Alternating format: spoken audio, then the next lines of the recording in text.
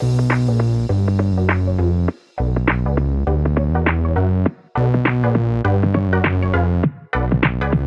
welcome everybody to another episode of Chris and Dave's Reality TV Cast. I'm one of your hosts, Chris, and my co-host and very good friend is Dave. Hey there, Chris, and hello to our listeners out there. Welcome to Chris and Dave's Reality TV Cast again.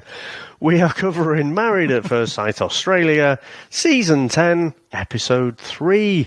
Now, Chris, where would you like to start today? Well, David, we're in the third episode, as you said. I thought, we can't keep bringing something to the table that we have to jump on this podcast and talk every day. But here we are again, my friend. Here we are again. So I think for me, what was interesting is we get a little. The first thing we see is Bronte with Harrison. Harrison, obviously, the fucking fuckboy wannabe who her friend Jess had spilt all the tea. Now, I've got to say, Dave, it's one of the worst and most finished fucking supporting arguments I've ever seen, because obviously they're going to do a whole story on Bronte and Harrison about their time together. They're obviously never going to be together by the end of this series, but we're going to have to go with the ups and downs of what this disastrous relationship makes. And so what happens is Bronte gets a message from her sister who says that Jess, who told her about Harrison, who looked as guilty as anybody we've ever seen, about what he did and all them excuses he came up with, and it changed every time he opened his fucking lips. But apparently, Jess was an absolutely jealous, scorned, wanted to be a bridesmaid, Dave. She wanted to be a bridesmaid. And because she didn't become a bridesmaid, she decided to absolutely lay into Harrison. Now, Dave, are you buying any of that whole shit story? Because I am not buying any of it. Because Bronte took that as gospel, but then again, she took Jesse's story as gospel in the last episode, on the first episode. So I was all here for it, but I was like, this seems like an absolute elaborate fucking excuse to carry on with their journey. Yeah, I didn't know what to make of it, to be honest, because it was all just a bit weird. And we said with the whole wedding, the way it was all just a bit too convenient. Was it set up? Oh, fuck it. It's fucking great drama. We love it anyway. But, you are suspending a little bit of disbelief. I just don't know with this one. First of all, let's take it at face value. So the story is that she was disgruntled, and so she wanted to be a bridesmaid, so that's why she came up with this stuff and decided to, ruin the wedding day a little bit. That's what Bronte's friend's saying. But she had the fucking pictures. Yeah. And he didn't deny it. And he absolutely didn't sound convincing in anything. So I'm not sure if maybe it is an excuse just for, but it's like the old phrase in it, two wrongs don't make a right. It's as if saying, well, because she was pissed off, that means Harrison. I'm sure Ron said something like, this poor man, or something like that. This poor boy, has been traumatized by all of this. Well, no, it was actually true, all the things that she was saying. Maybe if she wasn't pissed off, maybe she'd have kept it to herself. Maybe that's the alternative universe that we live in. But, no, it just seemed weird that she was like, suddenly, oh, Harrison's all right. And I did question Chris at the first episode. I said, well, obviously I've got sympathy for Bronte, but if she doesn't walk straight away, it says a little bit about her intentions of being in here as well. She's coming across like very genuine, I'm here for the right reasons, all that. Look. But a big question mark for me is hanging over her head, to be honest. Yeah, and that's, you know what, Dave, again, like you said in the previous podcast, it's better when we disagree with each other, but I'm with you. I was thinking, oh, yeah, you're just playing up to the whole narrative. Whether she's going with what the producers said, I think it's more what you said. It's a case of, let's just stay in this as long as I can for the exposure. Because it was just, I was all for this relationship to absolutely capitulate within the first couple of episodes, and it looks like we're going to be here for a bit long with these two. I mean, obviously, the dinner parties are going to be gold, so that's what we're here for most of the time. I want to see fucking Melissa riding Harrison like red rum. I want it, or maybe I don't want to see that, but I want something to happen. You want the dialogue? I want the messiness, the drama of it in a dinner party, and just fucking chaos. So yeah, we need these messy characters to stay in here. Sorry, that's true. That. No, you're right. So he sort of left it at that, and then they were forgotten about, never to be seen again. I thought we were going to get the whole backlash of their honeymoon and then what's actually going to go on. They've got none of that. So we get introduced to two more couples who get married. So we get Tani and Ollie. Seem really nice. They both don't like the dating scene, which seems to sort of bring them together. You know, the way the world is now. They get married. The families are dead respectful. Everyone's laughing. Again, each episode, we've had one couple who look like they're going to be together for 40 years. And then we get the other couple who look like they're going to be together for 40 minutes. So it was just like, they were like the nice side, the Jekyll and the Hyde. They were the really nice side of this story. And then the other couple we get is Janelle and Adam, Dave. Now, Janelle is a content creator, which was created off the back of her ex-boyfriend dumping her, and it shows her that she's got something like 500,000 followers, must be on Instagram and TikTok. Fair play to her. She obviously earns a lot of money out. Very, very family orientated, all about a mum, a dad, a two brothers. They obviously they're very cliquey, very together. And one of her brothers is getting VT'd, and he's saying I never liked her ex-boyfriend, and I told her that. And as soon as I said, and then she comes back on and says, as soon as he said that, I knew that my decision was right, how I was feeling. So she dumped him. So I was thinking, well, fair enough, no problem with that. They're looking out for the younger sister. And then we pan to Adam, Dave, who is, well, I don't know. What did you think of Adam, Dave? Let you go first on this, because I've talked a lot. Well, I didn't recognise him from anything. I'm sure we'll get onto that, because I know you did. But not recognising him, I still didn't buy anything that was coming out of his mouth. I'm into a bit of cryptos, a bit of NFTs. I'm like, bullshit. Shit. You fucking blagger. What is it you really do? A bit of this, bit of that. I'm like, fucking hell, it's an Aussie. I mean, he's fucking stacked, isn't he? He's a big guy, but, he's an Aussie fucking Arthur Daly, isn't he? Just into a bit of everything. I was like, fucking hell, this is... But then I guess I thought that... because she was an influencer, I thought, well, it's in that sort of similar space, isn't it? It's not a traditional job, It wasn't an option for us coming out of school, was it? So maybe it was just something I don't really understand. Fucking NFTs, though, Chris, utter bullshit. I mean, people do make money out of it, but they've been making money out of pyramid schemes for fucking years. You know what I mean? You just have to get out at the right time.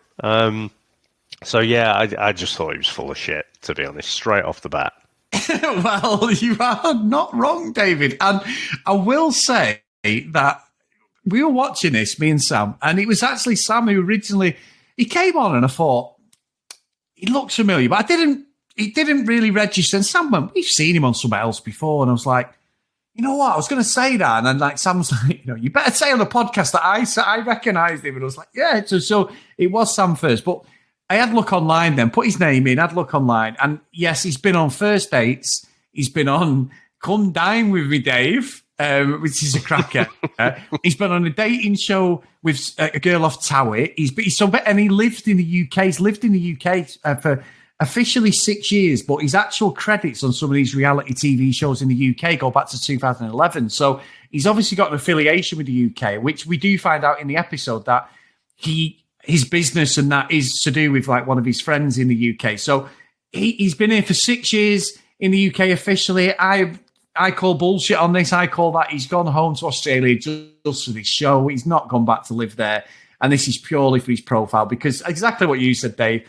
Talk about a fucking wannabe influencer, Dave. An absolute shyster who is just on it for his own profile. I mean, at a wedding, he talks about his wedding and he's sat there eating his dinner and he's talking to Janelle about how he wants to start a fucking podcast. I'm like, hey, don't be starting a reality podcast. We've got that cornered, son. And we don't have any ambition, or not any ambition. We're totally real. The fact that this is never going to fucking pay for our mortgages, Dave. We'd love it to, but we know that it's a bit of fun. We love it, and it's the way he had all this planned out. And like you said, Dave, what a perfect person for him to ride off the back of, as in take fucking hell. That sounds so. I mean, tailcoats of her, social media career, because if she's got this profile, then he will be in every video we can, Dave, to raise it, because he's just using this whole show as a platform, and his whole backstory, it just kept unraveling as the episode went on. And I'm here for this, Dave, because it's brilliant. Yeah, I mean, it's going to be messy, isn't it? But, I do have to keep myself in check as well. So if I take a step back, you kind of think, look, if someone is trying to build up their own brand like that, then there's lots of money to be made in it, isn't there? Yeah. But it's just like, what are you doing on here? kind of thing, the veil has disappeared even quicker than it has on Love Island. So, I mean, to be honest, I've never associated someone who goes on Come Dine With Me as someone who's trying to break into being an influencer. I do love the show. I haven't watched it for a few years now, but just it's the voiceover guy that makes it. That he's good. Don't really care about the people who are actually dining and whatever.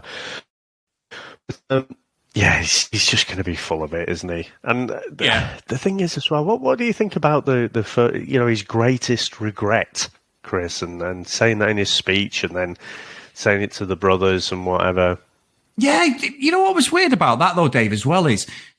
Chanel actually said to her brothers, like, they really didn't take to him at all. Now, don't get me wrong, there's so many red flags, it's unbelievable. But it was like they were sort of, I don't know, I felt like they were not, she didn't want to be happy, and they wanted it to stay within the family unit, and they didn't want somebody coming from the outside. I think the right to question Adam, what a absolute blackguard, and his backstory, Dave, when they finally got to the bottom of it, because they were like, his brothers were saying to her mum and dad, has he been arrested? Has he been in jail? And then it comes to light that he cheated on his ex-partner, who he nearly got married to at 8 or 9 years ago. And look, it's quite a big thing to reveal that, Dave, because you're meeting these people for the first time. I think he was trying to be honest and be respectful and say, look, I've made a mistake. This thing was not good. It wasn't a good time for me. It wasn't certainly a good time for his ex-partner. I'm trying to sort of make amends to show that I'm not a cheat. I thought that was a very strange play for Married at First Sight, but I sort of respected it. But her brothers, Dave, are having none of it. And I was like, oh, this is going to be glorious. We're going to get a kickoff of kickoffs here on this show. See, I didn't really see it exactly like that. I didn't see that they were trying to stop her being happy or anything, or try and break up that family unit. It just felt to me like they've got standards, and there's a few red flags in there, isn't there? I can't really. For me, it's a weird one, because with Married at First Sight, you just meeting these people for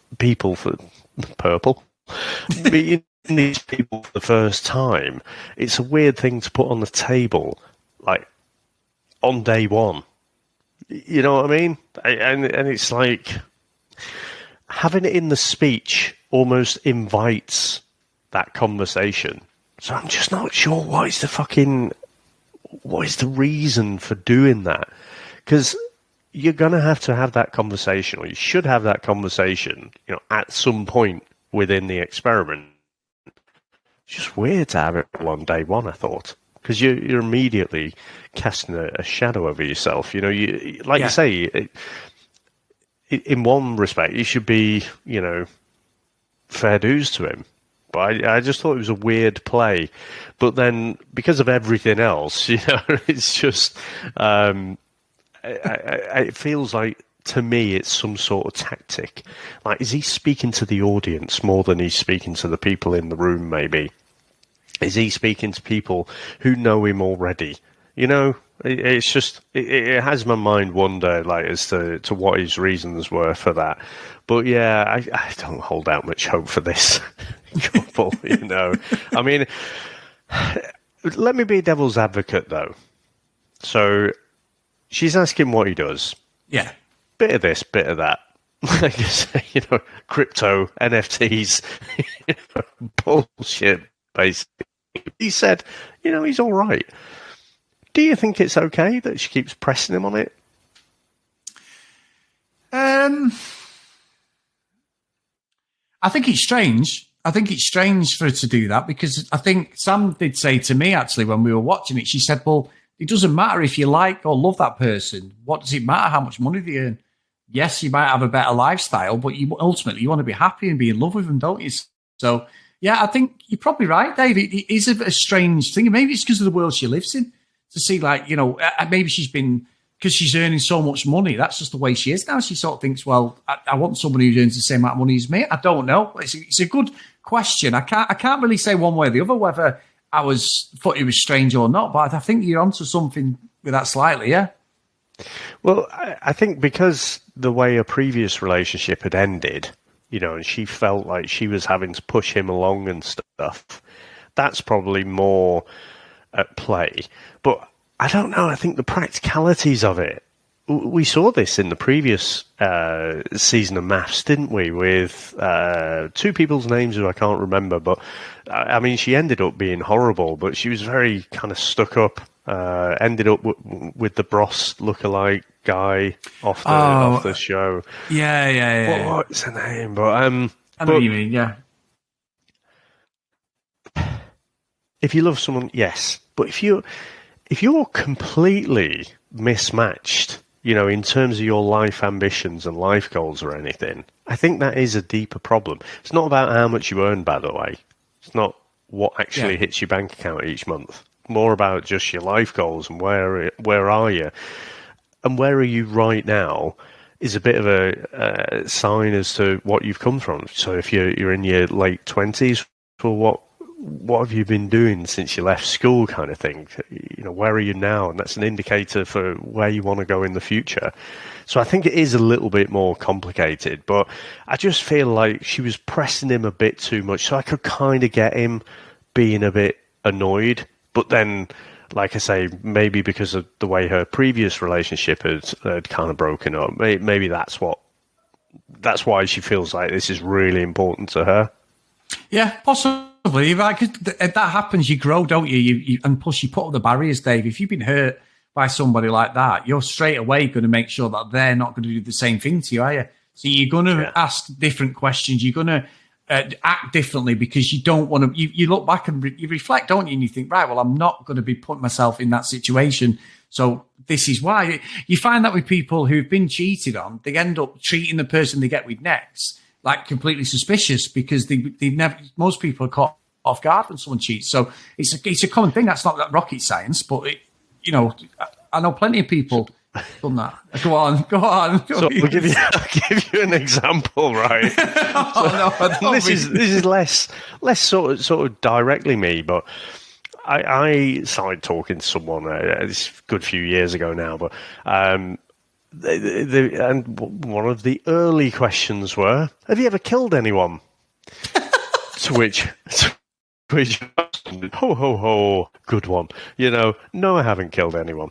And it was only a little bit later where it comes up that, actually, this person, she had been dating this guy, and turns out he's a fucking murderer, and had not long been released from prison. So I thought it was a bit of cheeky exchange, and a bit of an amusing thing to put there. No, it was a genuine filtering question. So I think your experiences do shape, and like you say, we all learn our lessons, and that particular one, I'm not saying I recommend that for early chat, but if you were on the rough end of that, then you'd probably say, no, this is one of my top 5 questions we're going to ask within the first 5 minutes. Dave, that is brilliant. You've never told me that. I'm going to be messaging you later going, right, tell me more. Brilliant. That is brilliant. What a line.